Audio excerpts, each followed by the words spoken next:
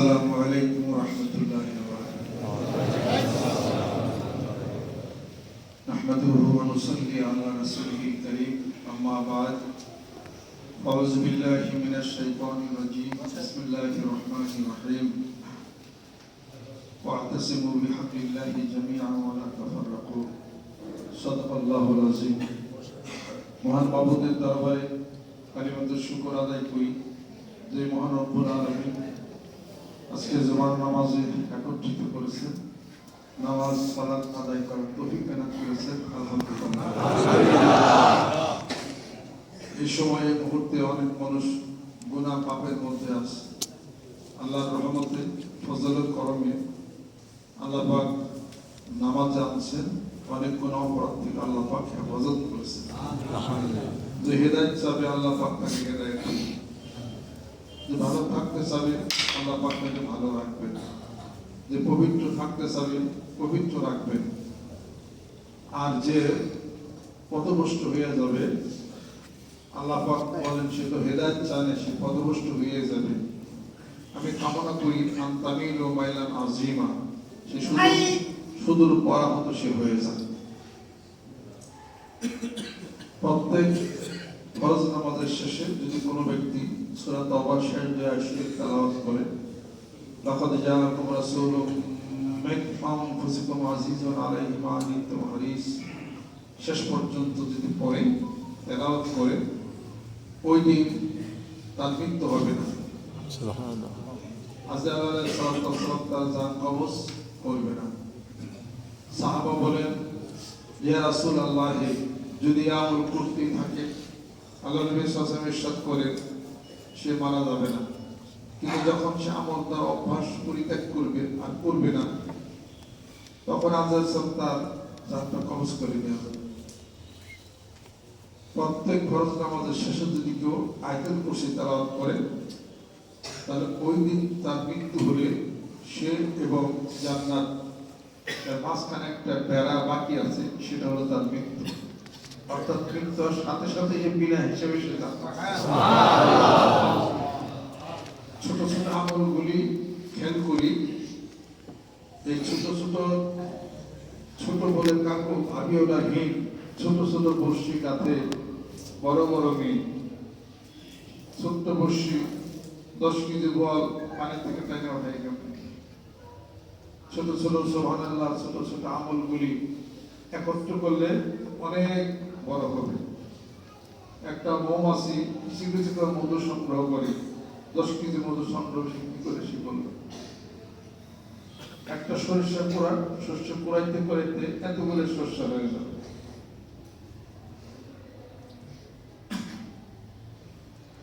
এই যে বলে বিন্দু বিন্দু জল, বিন্দু বিন্দু একটা পানির কণা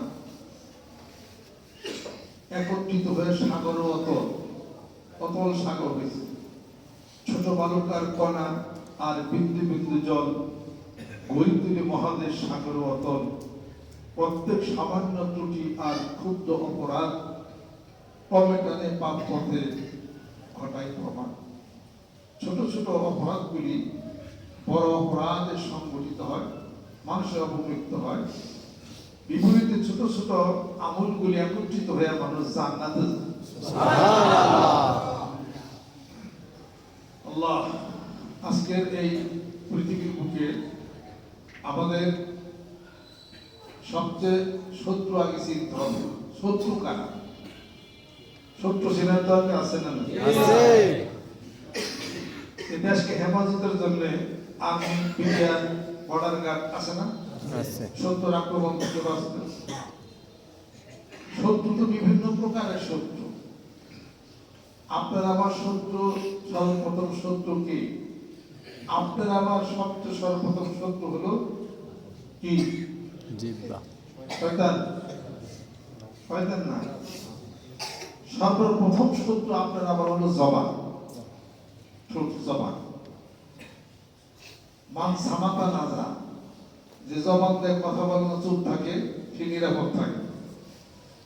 দাদা হুজুর করে বলছেন কথা কওয়া তো ডিউটি পাবে, বেশি কথা কও ডিউটি পাবে, বেশি কথা কও কাসুরের কারণ কাসুরের গলব ভুলই ভুল। এক সাহাবী বলেন যে আমি আমার জীবনে কথা বলেই সবচেয়ে বিপদ হয়েছে, না বললে ভালো ছিলাম।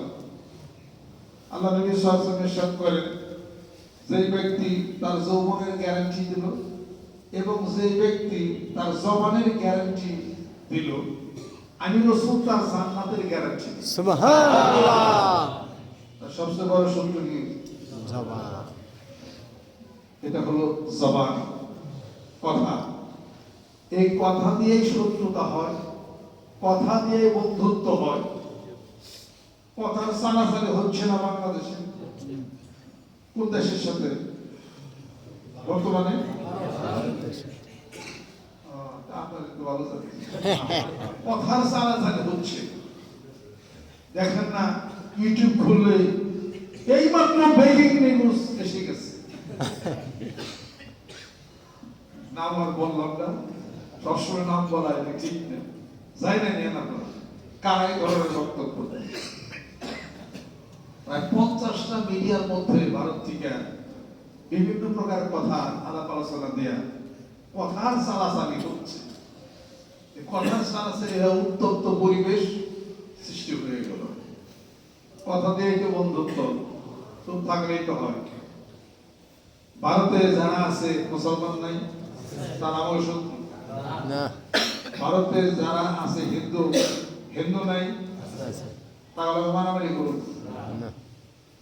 ভারতের ম্যাক্সিমাম হিন্দু তার মুসলমানদেরকে ভালোবাসে। তারা খাজা বাইতুল চিশতি আল-পীর রহমাতুল্লাহ আল-মিশরি সেখানে, সেখানে মুসলমানদের কীর্তি, সেখানে গোটা বিশ্ব পৃথিবীর মুখে সংস্কৃতির দিক দিয়ে একমাত্র ভারত হলো শীর্ষস্থানে। অসংখ্য আল্লাহর ওলি যত সব ভারতে তারা আসছে, বিভিন্ন জায়গাতে আসছে, সেখানে মুসলমান নাই, আল্লাহর ওলি নাই। নূর মোহাম্মদ বইটা লিখছেন কে? বইটা লিখছেন কে? কোন আল্লাহর ওলি?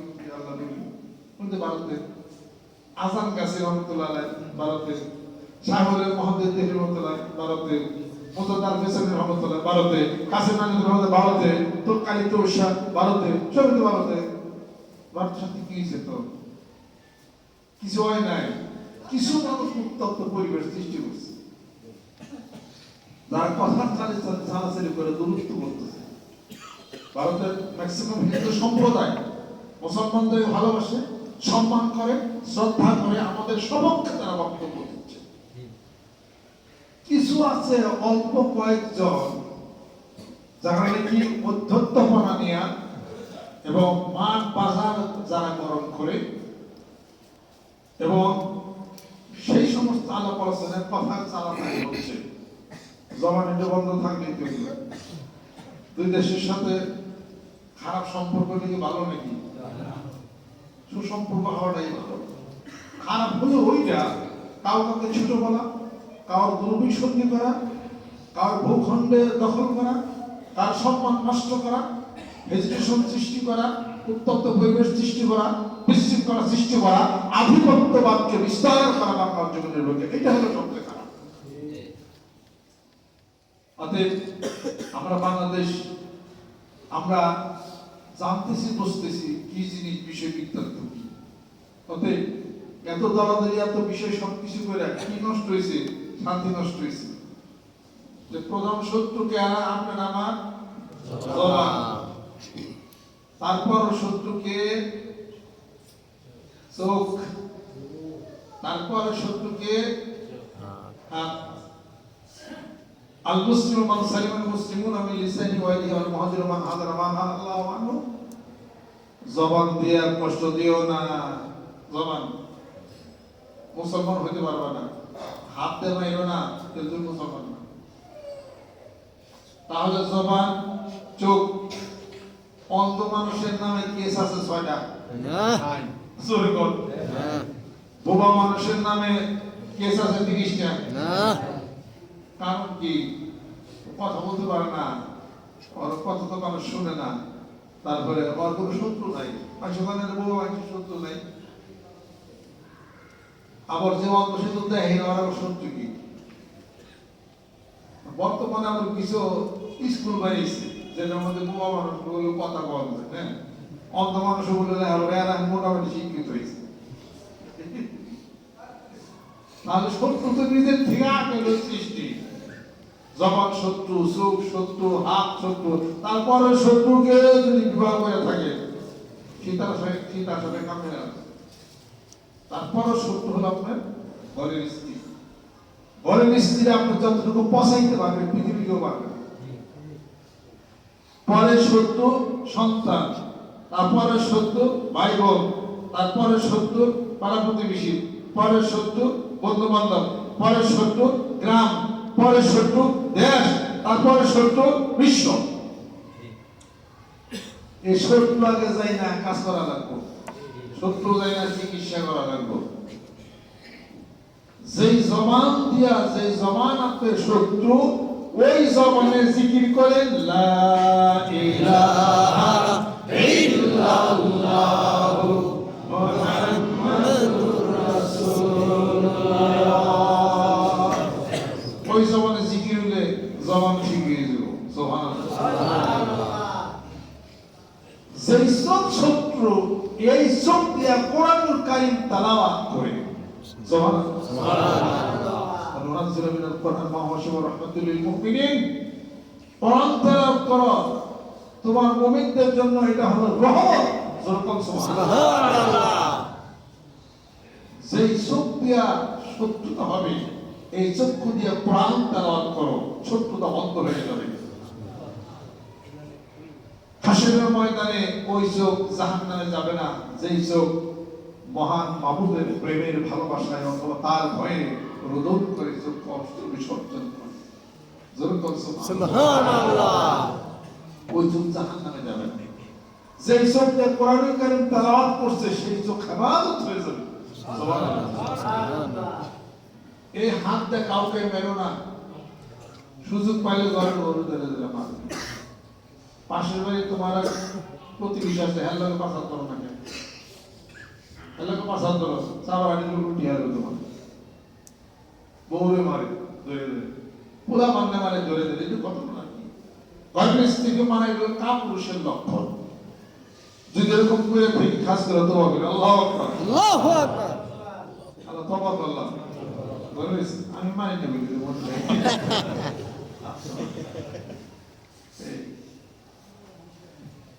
আল্লাহ তাহলে এই শত্রু চেনা চেনা কাজ করতে হবে। ঘরের স্ত্রী কিন্তু শত্রু এবং সে আপনার পরম বন্ধু।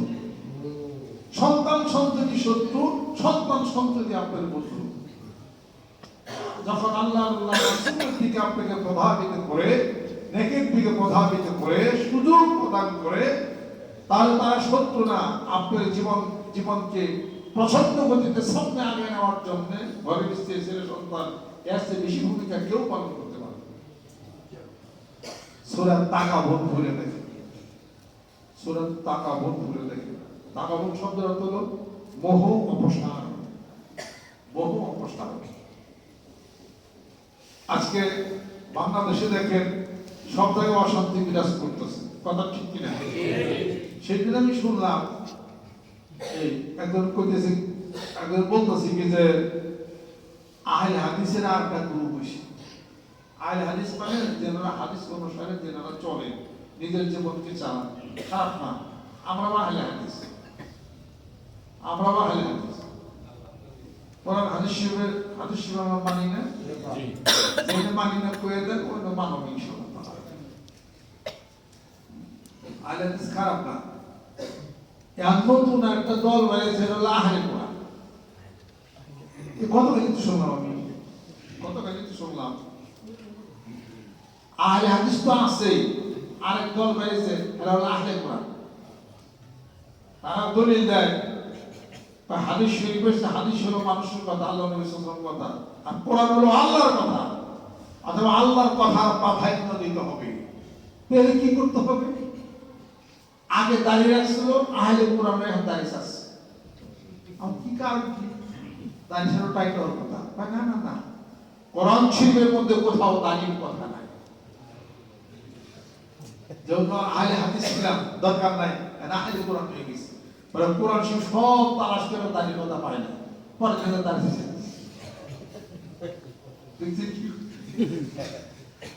কোন ভূতে না করেছে আল্লাহ জানে। কয়েকদিন পরে তো কবে যে কোরআনই ঠিক না। আর কোরআন নাজিল হয়েছে যখন, তার আগে কি ছিল তখন এটার মধ্যে যেত। তো নামাজই হতো না, দায়িত্ব রাখতো না, নামাজ কালাম কিছু করতো না। আর হযরত আদম আলাইহিস সালাম জামানায় কি কোরআন নাজিল হয়েছে?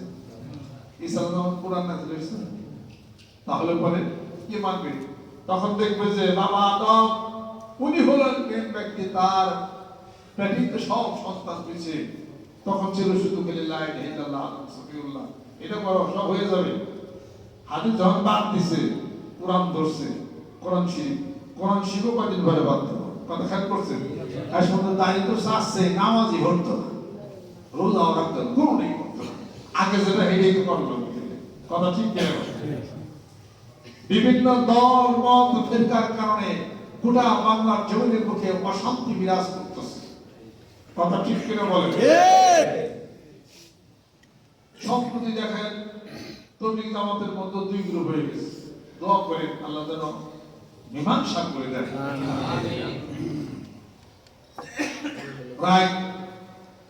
আমি তখন জসিমুদ্দিন হলে 211 নম্বর রুমে তখন থাকি। রাত তখন একটা কি 1:30 বাজে, তখন একটা শব্দ হলো টুক করে। কিরে আমার ঘুম ভেঙে গেছে। আমি এরকম শব্দ হলো, ঘুম ভেঙে গেলো, কি ঘটনা কি? আমার পাশে একজন ছিল, চুপ করে দাদা মিলেন না। আমি বলি কি এরকম শব্দ হলো কি? বুঝবেন না, অ্যাকশন ডাইরেক্ট অ্যাকশন। আমি দেখি তোমার এই বলবে, তারপর স্লোগান শুরু হয়ে গেল। তো সেই রকম রাত 2:30টা সময় তবলিগ জামাতের ছাত্র জুবাইর গ্রুপের উপরে অতর্কিত রাত্রিতে হামলা করছে। অ্যাকশন ডাইরেক্ট অ্যাকশন, এটা তো পার্টির কথা। আর তবলিগ জামাতের ছাত্রদের জুবাইর গ্রুপের উপরে আক্রমণ করছে, এটা হলো অ্যাকশনটা হলো কি? ইকরামুল মুসলিমিন, মুসলমানকে সম্মান করা। আসেন বসেন বহুত ফায়দা হবে। তারা রাত 2টার সময় ইকরামুল মুসলিমিন করছে, কিছু ফায়দা করতে হয়। লাঠিটা বাইরে বেরে কবিওয়ালা কাজ করতে হয়। বাইরিয়া বয়া মানে মাইনেই ফেলেছে, 4জন মানুষ করেছে। এটা তো ইসলামের ইতিহাসে গোটা বিশ্ব পৃথিবীর মধ্যে তবলিগ জামাতের কত নাম কাম, কত সুনাম, কত খেদমত তারা করে, আমরা কত সম্মান শ্রদ্ধা করি। তবলিগ জামাতের পক্ষে আমার বক্তব্য দিন। আমি নিজেও তবলিগ করি, পুরো 1 বছর তবলিগ আমি সময় লাগাইছি। সময় লাগান বোঝেন না, মানেই করছে আর কি, চিল্লাই যাই না এক কাকড়ালে, কিন্তু দশমিনের হলে আমি একটু সময় লাগাইছি, দিনের রাস্তায় সময় লাগাইছি। অত সময় লাগাই না, এতে সময় লাগাইতে মহব্বত করি, ভালোবাসি আর কি।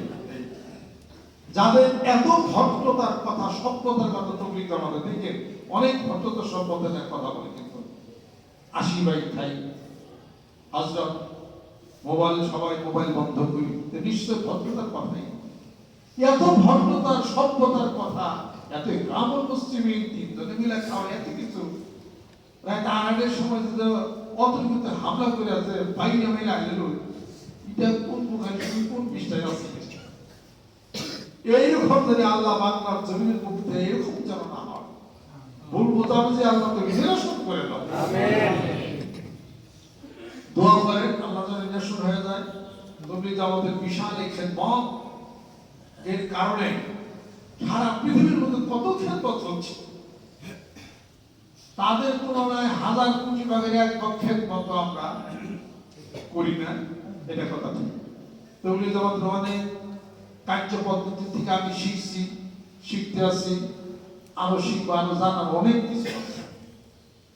তাহলে পরে ক্ষতি হয়েছে, মানুষ মারা গেছে 4 জন, কিন্তু ইসলামের শান্তির যে 12টা বাজে ইসলামের ঠাইটা করলেন কত হাজার, এটা কি খেয়াল করছেন? আজকে যেই যারা ইসলামকে ভালো গ্রহণ করে না, তবলিগ জামাতের ভাইরা, তাদেরকে দাওয়াত দিতে গেলে কি বলবো, তুমি কোন পক্ষে? জবাই না স্যার, যদি সাত হয় তাহলে কিলাই ভোট করে মসজিদে রাখি। এরকম যত মসজিদ আছে সাতপন্থী জোয়াইপন্থীরা সব বাই করে দিতেছে। আবার জেনে সাত গ্রুপের পাওয়ার 11 জোয়াই গ্রুপ বাই করতেছে। বিভিন্ন জায়গাতে মসজিদ হয়েছে, তবলিগ জামাত মসজিদে ডুব পাইছে, আর ওই যে মারামারি করে ভুলে করে তবলিগ কথা শুনে মসজিদ থেকে সরে দিচ্ছে। তাহলে ইসলামের ক্ষতি হলো না এটা? আজকে মসজিদ ভিত্তিক তারা যে কাজটা করে অবশ্য সমর্থন করি আমি, সেটা ভালো জিনিস।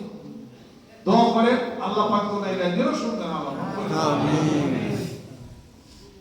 আর এটা নিরসনের একমাত্র হাত হলো সাত কান্দরবি যিনি আছেন ভারতে, ওনার বিরুদ্ধে ফতোয়া দিচ্ছেন দেওবন্দ থেকে। ওই ফতোয়ার বিপরীতে আরেকটা ফতোয়া যদি সাত সাহেবের পক্ষে যদি দেন এবং উনি যদি ওই মাদ্রাসা যান, তাহলে ওইখান থেকে জিনিসটা ক্লিয়ার হবে, হইলে তার সমাধান হবে। এইরকম দ্বন্দ্ব পেশার বাংলাদেশে কিন্তু থাকবে না। এরকম যদি চলতে থাকে ইসলামের বিশাল ক্ষতি হইল না? আমরা এখন নতুন গ্রুপ পাইছে আহলে কোরআন, এটাও আরেক ক্ষতি। না আমি তো আমার বিশ্বাস তোমার ডাক দিছি, আমরা হলো কান খ্যাংচা খ্যাংচা আল্লাহ যায় ডরাই দিচ্ছে, কালকে ডরাই দিচ্ছে। তুমি জমা ধরে ভাই আলিসে কোন সময় আমাদের আবার বাইরে হয়ে গেল, আমাদের তো কোনো প্রুফিট কোনো কিছু নাই।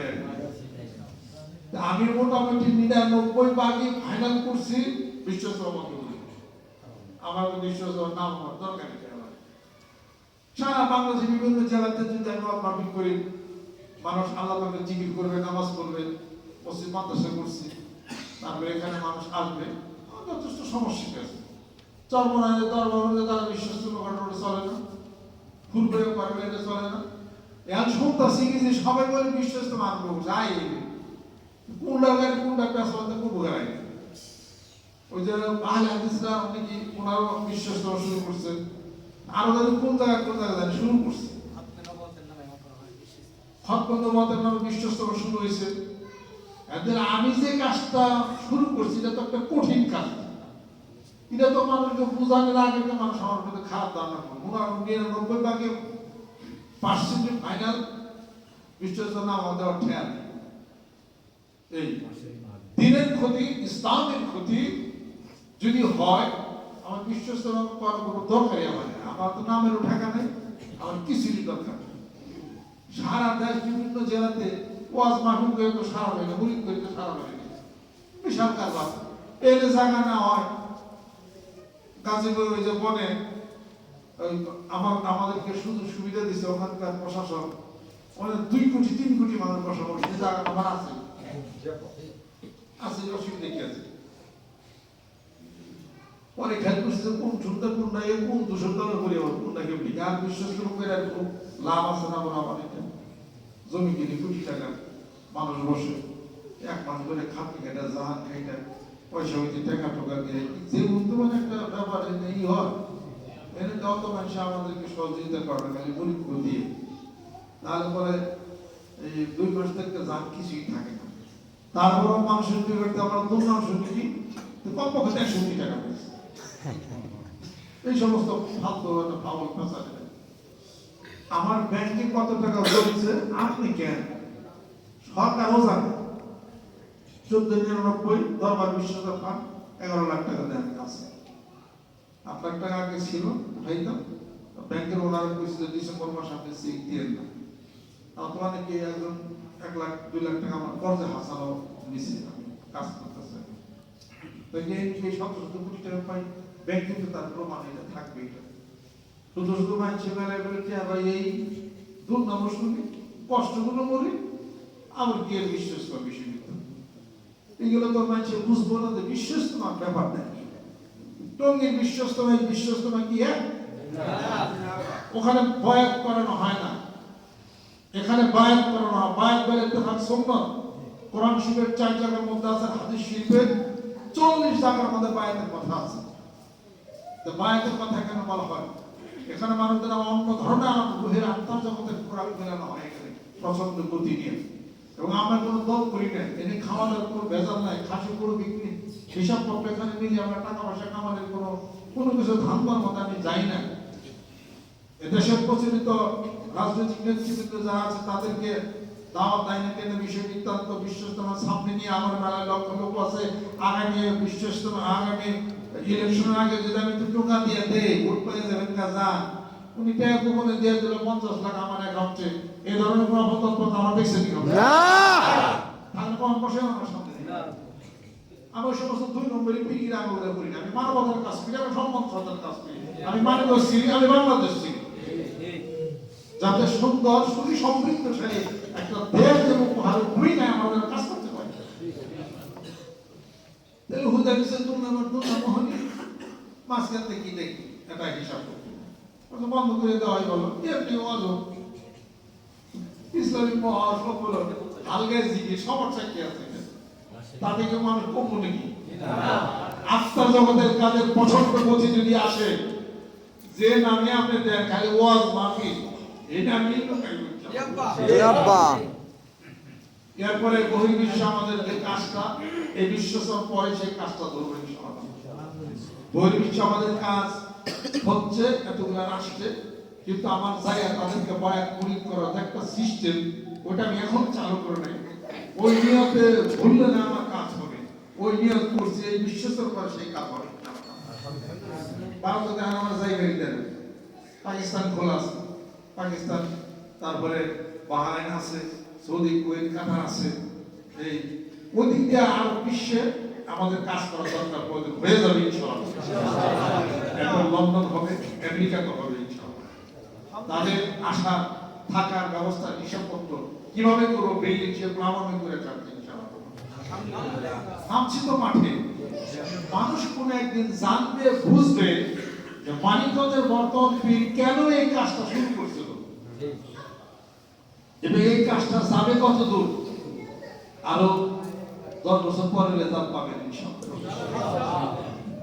আপনাদের খেদমত আমার আরজ আসে, বাংলার জমির বুকে এত দল, এত মত, এত ফেরকা হয়ে যে অশান্তি সৃষ্টি হয়েছে, আপনারা একজন মুসলমান হিসেবে ভালোবাসা রাখেন, সকলের মধ্যে ভালোবাসা রাখেন, কেউ কোনো দুর্নাম জীবন শেখায় করোনার মধ্যে যায় না। কিন্তু কয়দিন 18 তারিখে সরান বিষয় কলেজের মাঠে মাহফিল করে গেল, আলহামদুলিল্লাহ স্বাগত জানাইছে, আমার পক্ষে লোক গেছে, সালাম দিছে, উনি সারা মানিকগঞ্জের সব জায়গাতে সরান বিষয় মাহফিল করুন, যত মানুষ হেদায়েত হবে তত ভালো। এখানে করবে, তার কাছে মানুষ পুরি দেবে, ভয় ধরে করুন, অন্য ফিরে দাও সেটা করে করুন। আমি ওই চিন্তায় থাকি, পাশের ভিতরে যাই, বাইরে বাইরে নামাজ কালাম করি, ছোট বাবা আমি জীবন আমি চালাইছি, তার সাথে খামখামে এই ঝামেলা আমার নাই। আব্বার খলিফা 2 জন, একজন আমাদের মুফতি আব্দুল হাকিম সাহেব, আর একজন আব্দুল সাদর আশরাফি সাহেব। ওই এলাকায় কয়টা মাহফিল করে ওনার এলাকায় আমি ঘোরাঘুরি করছি, আজ পর্যন্ত বলতে পারবেন না। কারণ যেহেতু তো আমার 2 জন খলিফা আছে, ওই জায়গায় আমার একটু যাওয়া আমার দরকার কি আছে, ওনারা এই কাজ করুন। অন্য কোনো পীর থাকুক তো এলাকা বিষয় আছে, নিজে একটু সরলতা করে যাক মানে এলাকাটা আছে, আমার তো দোকান ঠেকাইতে আছে, কিন্তু যাই যদি কোনো এলাকায় খোয়াই কিন্তু নিয়ে আসতে পারবেন আত্মবিশ্বাস কিন্তু ভক্ততা নিয়ে হলো এটা হলো আমি চলি সারা বাংলাদেশ খালি গোটা বিশ্ব পৃথিবীর জমিন খালি তোমার অস্ত্র যদি ধাপ নিয়ে যেখানে দেবে ওখানে গরুর ঠেক কাটবে। কথা ঠিক কিনা? আপনার অস্ত্র যদি ধাপ থাকে, চোখ যদি বাইরে দেওয়া হয়, আর যদি কম যে গরুর গলা বাইরে টেনে দিছি দিবস, পোষ দিলে কিন্তু ঠিকই কাটবে, ছুরি চালালে ঠিক কাটবে। অস্ত্র যদি ধান না থাকে, 2000 পাওয়ারের চশমা যদি চোখে লাগাও, আর গরুর ঠ্যাংও যদি কাটবা, সব ঠ্যাংও কাটবে। সে অস্ত্র হলো রুহের জগতের, আত্মার জগতের প্রচন্ড গতি, সাধনার গতির একটা অস্ত্র আছে, ওটা আপনি যদি চালাইতে পারেন ঠিক আছে। তো বানালে একজন আমার কি বসে, আমার ব্যবসা কেমন চলছে, আল্লাহ ভালো চলছে, ব্যবসা একটু ভালো, কাম ব্যবসা একটু ভালোই বলছে, মানিকগঞ্জ আমি ব্যবসা একটু ভালোই বলি। তোফানের এই কথা বলি, তার মানে কি আমার ব্যবসা করে সেটা ভালো বলছে, সে নিজে করতেছে। তোফানের যদি বলতে বলতে পারে আমি ব্যবসা আমি ভালো বুঝি, ব্যবসা আমি সাইন করছি, আল্লাহ আমার দিছে ভালো, আমি ভালো হয়ে গেছি ব্যবসাটা। হয়ে যদি করে পরে ভালো ব্যবসাটা বুঝি, আমি পিরগিরি ফিরে আমি হয়ে পারি না। অনেকের সে কম পারি কথা ঠিকই, কিন্তু এদের একটা আলাদা একটা ইউনিভার্সিটি বিশ্ববিদ্যালয় আছে এই লাইনে। ইংরেজি শিখো আমাদের কাছ থেকে, আরবি শিখো, কেরা শিখো, ফার্সি শিখো, সবই শিখো কথা ঠিক, কিন্তু আমি যে ইউনিভার্সিটিতে টিচিং দিতে আছি, এটাই যে আমি এই কাজটা করতেছি, এই সামনে আমি যে খেলাই, এটা একটু বুঝি যে ঘটনাটা কি, ঘটনা আলাদা ব্যাপার আছে।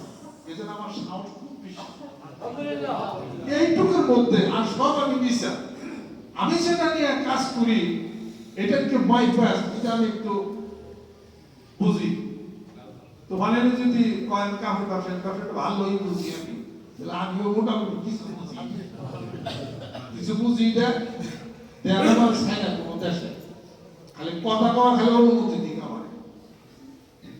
সৌদিতে যায় এত কথা কয়ে পারি না, 3-4 জন একসাথে বইলেই লেসে চলছিস চলে গেছে না, ওই গেল না না, তো সালাতুল মাগরিব ই হয়ে গেছে, মাগরিব নামাজ পড়তে দাও মসজিদ। সৌদিতে 6 জন একসাথে হয়ে বেরিয়ে পারবে, কথা ঠিক করে বলে। আর যদি ওয়াজের অনুমতি যদি থাকতো, জিকির করার অনুমতি থাকতো, কিন্তু সৌদি নিয়ে আইতে হবে জামাত। আমি গ্রুপ করে দিলাম, কথাই তো বলতে দেয় না কোনো জায়গায়। এটা হলো আরব বিশ্বের একটা ট্র্যাডিশন, এটা বিশেষ করে সৌদিতে। তারা হয়তো মনে করে একত্রিত হইলে পরে আমাদের যে সিস্টেম, রাষ্ট্রীয় মর্যাদার হিসাবপত্র, কোন একটা হয়তো গ্রুপ একসাথে আমাদের ক্ষমতার একটা সমস্যা হইতে পারে, এই ধরনের একটা চিন্তা চেতনা করে। আমি আপনাদের খেদমত আরজ করতে চাই, আসেন মানিকগঞ্জ দরবার সেবার মসজিদের বলিষ্ঠ নেতৃত্বে যে পছন্দ গতি চলছে, এই গতি কিন্তু চলছে, থামানো যাবে না ইনশাআল্লাহ। ইনশাআল্লাহ কইছি, চলবো ইনশাআল্লাহ। আল্লাহ পাক যেন কবুল করে নেন, রহমত বরকত আল্লাহ পাক যেন করে নেন। আর এই পটল দিলে ইনশাআল্লাহ লোক বসবে, বসা শুরু করবে ইনশাআল্লাহ। একবার বসতে কোন জায়গায় হয়েছে তা আমার না, আল্লাহ মেহমান কইব আমার চিন্তা। দাদা হুজুর কাবলা বলছিলেন, দাদা হুজুর কাবলা তার মুরিদকে, ওই যে আব্দুল্লাহ দরবেশ, ভাই আব্দুল্লাহ দরবেশ, এত মানুষ আয়ে বসছে, ওই জায়গাগুলো কেন? হুজুর এত মানুষ আইছে, কি আপনি আনছেন না আল্লাহ আনছে? ওই তো আল্লাহ আছে। আল্লাহ যদি মানুষ আইনা খায়, আল্লাহ জানবে কেমনে জায়গা দিন, কেমনে জায়গা দিন।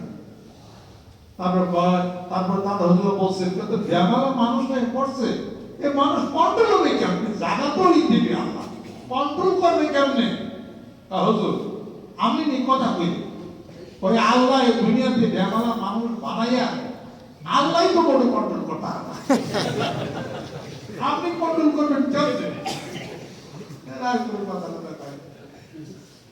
এই যে অনেক ঘুরে রাত্রিতে ইসাক রহমতুল্লাহ সাথে পুকুর আছে, পুকুর ছোটবেলাকে দেখছি, পুকুরের কিনা ডাইটা ওঠে যায় যাইয়া, তখন পুকুরের মাঝখানে দাঁড়িয়ে নামাজ পড়ছে ইসাক রহমতুল্লাহ, এত বড় আল্লাহ বলেছিলেন।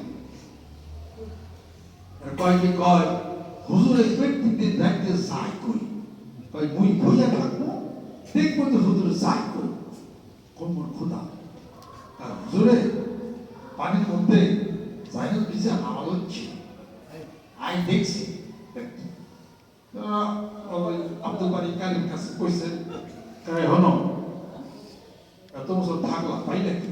তুমি পেয়েছো কি? কই মুই দেখলাম হুজুরে পানির মধ্যে জাইনাল ভিজা নামাজ হচ্ছে, কেউ কাছে কল হয়ে গেল, হুজুর না করছে, পয়লা কিন্তু কাছে করেছে, এলো নাক দিলা বোঝা কিস করবো, আমি বলবো রাই সারে দেখছে সকালবেলা তারই হুজুর তো না করছে, কেউ কাছে কইল না, কি হয়েছে? পানির মধ্যে জাইনাল ভিজা নামাজ হচ্ছে, খোদা আমার প্রকাশ হয়ে পড়ছে, কামালিয়া প্রকাশ হয়ে পড়ছে, বুঝতে দাদা হুজুর কাইসা রহমতুল্লাহ চেয়ার ফেলে বাইরে বেরিয়েছে, এলাকার যত মানুষ যায়, আল্লাহ একটা খবর নিয়ে বললাম, ভাই কি খবর, ভাই কি হচ্ছে খবর? আপনি নাকি কামালের প্রকাশে বসছে, কামালের প্রকাশটা দাঁড়াতে হবে, আপনি নাকি পানির মধ্যে নামাজনি হচ্ছে, গায়ে কেনা গেছে ভাই আব্দুল বাড়ি কারি বের করলো, এ আব্দুল বাড়ি কারি দাঁড়াও, তুমি কি কইছো? হ্যাঁ আমার কামালের প্রকাশ হবে পানির নামাজ পড়ছি, তুমি কইছো কা হুজুর মোটে একবার মানুষের কাছে কই এতে দেই সব কই আর কই যাবে বল ভুবন ভাস করিয়া লাগা হালা কই বাবা আমার কোন ভাস করছো এর পরে বরকনার দরবেশ বাকি জীবন মঞ্জু হালাতে কাটিয়েছে, বাড়িঘর সংসার আর পায় নাই, মঞ্জু হালাতে সে আল্লাহ নবীর জবানে আব্বাকে বলছে যে বারিস্টার সাহেব আমাদের ওই দোয়া করিয়া গেলাম, আপনি মানুষ মুরিদ করে কোন ভাইবেন না, আপনার কাছে মানুষ আইবে বেড়া বাঁকিয়ে, বেড়া বাঁকিয়ে।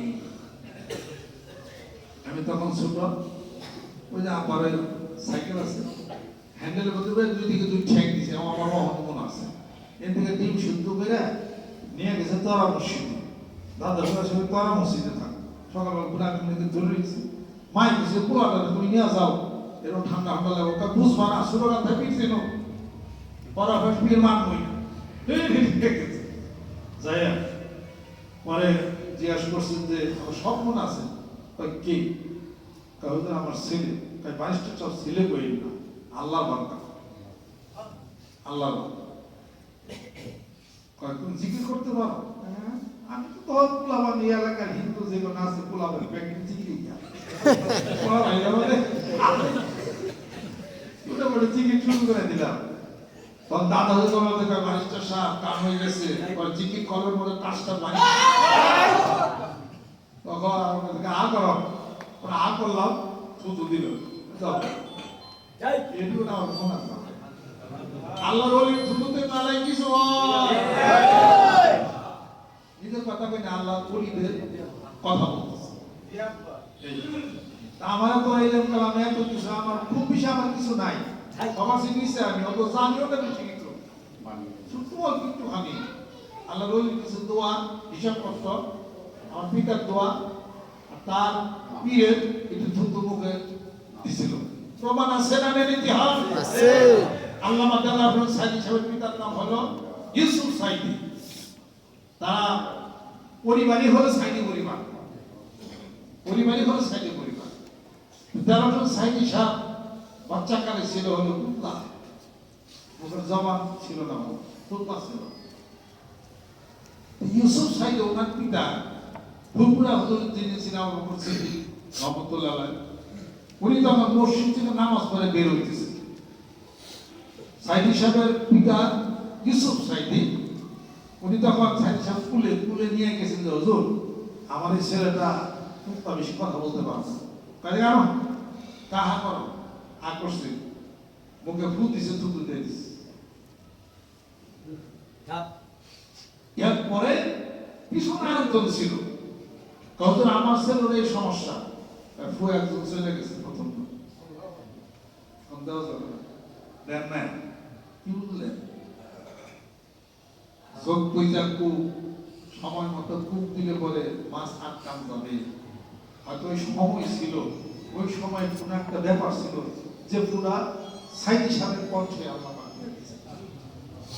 এই জন্য তার মতো বক্তব্য তার মতো তফসির হিসাবপত্র ওরা পৃথিবীতে তালাশ করে আপনি পাইবেন না, ওটা হলো ফুরফুরা শরীফের হুজুর তার ফুতুর যে বরকত আল্লাহর ওলির হিসাবপত্র ওখানে সাইদি সাহেবের কণ্ঠে চলে গেছে, তারপর থেকে সাইদি সাহেবের সে তুলনামে এটা আর নাই, শেষ হয়ে গেছে, সব পৃথিবীর মানুষ জানে, আপনি যদি না করেন আমরা জানি বললাম, তারপর থেকে কণ্ঠ চলছে, সুবহানাল্লাহ, ওই খুশি, ওই কথা, ওই মানুষকে বলা, ওই বোঝানো, ওই ভঙ্গি আর দ্বিতীয় কোনো প্লেয়ার নাই উপমহাদেশ, যার জন্য তুরস্কে প্রায় 3 লক্ষ মানুষ সাইদি সাহেবের পক্ষে তারা তার মুক্তির জন্য তারা করছে। আর সারা বাংলাদেশের মানুষ যাই কিছু হোক কোরআনের খাদেম তো ছিলেন, কোরআনের ব্যাখ্যা তো করছেন। কাজে সে এমন একটা বলিষ্ঠ কণ্ঠস্ব ছিল, মাঠে যদি একা যদি সাইড হিসাব থাকতেন হিসাবপত্র, তাহলে কেমন একটা হিসাবপত্র। এটা কার বদলেতে কার ছিল? আল্লাহর ওলির জবানে থুথু ছিল। তাহলে পরে মানুষের মধ্যে এরকম কোনো কিছু থাকে, তার ভিতরে আত্মার জগতের একটা গতি থাকে, যেই গতিতে কোনো কিছু বললে এটা হয়েও যাইবার ভাবে। সুবহানাল্লাহ। রহমতুল্লাহ অন্ধ ছিলেন, তার মা দোয়া করছেন, অন্ধ নাই, চোখ হবে। মুস্তাফা আমরা পড়ছি, সেও অন্ধ ছিলেন, মা দোয়া করছে, অন্ধ ফিরে গেছে। সুবহানাল্লাহ। কত জমানে মানুষ যখন আল্লাহ জিকির করে, তার জমানটা যখন এত পাওয়ার আসবে, সে তখন যেটা বলবে সেটাই কিন্তু হয়ে যাবে। হয়তো যদি হইতে পারে, কিন্তু ঘটনা কিন্তু ঘটে যাবে। আল্লাহ বলিদের সাথে হিসাবপত্র, চলাচল হিসাবপত্র, এটা খুব খেয়াল করে থাকে এই কাজটা। তাদের সেই দ্রুত সাইকি সাহেব দিছিলেন, খুবভাবে ভালো হয়ে যায়। অবশ্যই কোরআন আল্লাহ পাক, কোরআনের সে আলো কলবের মধ্যে আল্লাহ পাক দিয়ে দিয়েছে। জোরে জোরে বলুন সুবহানাল্লাহ। আল্লাহ পাক আমাদের যেন কবুল করে নেন। এই 25, 26, 27 তারিখে এখানে বিশ্বস্তমা বিভিন্ন জায়গা থেকে, বাংলাদেশের বিভিন্ন জায়গা থেকে আল্লাহর ওলিরা আসবেন, জিকির আজকার হবে। এখানে কোনো যুবশিক্ষের কারো দুর্নাম, দেশদ্রোহিতা, অশান্তি এই ধরনের কোনো বক্তব্য দিয়ে মঞ্চ কামানোর কোনো সুযোগ মানিকতা নাই। আমরা দেশকে ভালোবাসি, এই দেশের জলবায়ু, এই দেশের বাতাস, মাটির সাথে আমাদের সম্পর্ক প্রতিষ্ঠা আছে। এই দেশকে বাম হাত দেখে চোখ রাঙিয়া গোটা বিশ্ব পৃথিবীর মানচিত্রে কোনো দেশ টিকা থাকতে পারবে না। বাংলাদেশ ছোট হতে পারে, বাংলাদেশকে গিলা খাইতেও পারে কোন কোন দেশ, ঠিক আছে। বাংলাদেশ ছোট হতে পারে, বাংলাদেশকে 10 মিনিটের মধ্যে গিলা খাইতেও পারে কোন দেশ। প্রশ্ন, হজম করতে কি পারে? ব্যাপারটা হলো ওই জায়গা। কই মাছ গিলা খাওয়া যায়, হজম করা যায় না। কথা ঠিক কিনা কও? ছোট কই মাছ মুখে দিবেন, কেটে দিবেন, ভিতরে গিলা খায়া পাবেন। আপনাকে যখন বাইরেও না, ভিতরেও যাইব না, তখন হাসপাতালে যা গলার মধ্যে আগার ঢোকাইয়া চেয়ার সিরিয়া টাইনা না করে গলা মলা ফাইলা দেওয়ার মানে মই বুঝে যাবে। বাংলাদেশ এমন একটা দেশ, গিলা খাওয়া যাবে, হজম করা যাবে না। কথা ঠিক কিনা বলেন? আধিপত্য বিস্তার করা যাবে দেশের ভূখণ্ডের মধ্যে, আধিপত্য বিস্তার করা যাবে, দখল করা যাবে, আধিপত্য বিস্তার করা যাবে। বাংলাদেশের 7.5 তৌহিদবাদী জনতা ভিতরে ইমানের যে প্রচন্ড গতি, এইটা হরণ করা যাবে না। সেই শব্দ আকাশ বাতাস মুখরিত হবে, সেই শব্দের স্লোগানে গোটা বিশ্ব পৃথিবী প্রকম্পিত হবে।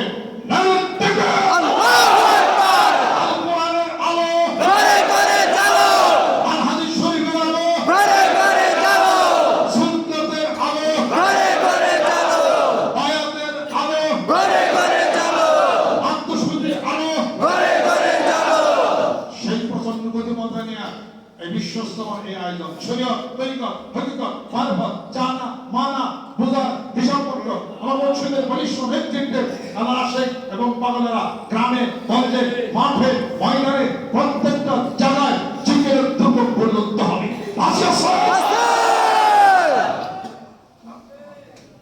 আল্লাহ পাক আমাদেরকে কবুল করে নেন।